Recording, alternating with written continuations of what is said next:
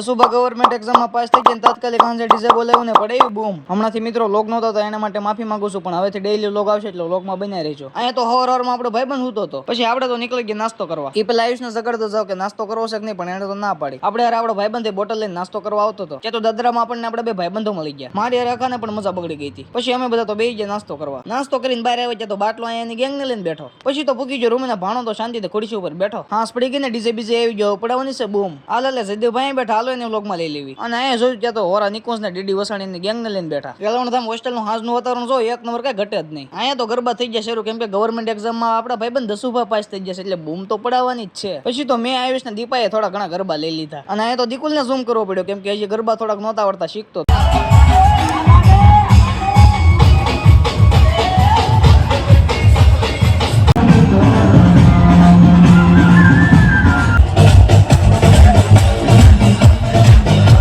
ગરબામાં બ્રેક પડી ગયો ને કેન્ડી આવી ગઈ તો હાલો ખાઈ નાખ્યું. હવે મને તો એ મજા નથી ને આપણા ભાઈબંધ કાનાણીએ પરાણે ગુલ્ફી ખવડાવી દીધી. અને આ મારા દીકરા કેન્ડી ભાળી જ નથી એટલે ખાતા ખાતા ડિસ્કો કરે. હાવ આમ ન હોય પછી કઈ. ઝાઝા દિવસો પછી વ્લોગ આવ્યો, પણ ફોલો કરવાનું તમારે ભૂલવાનું નથી.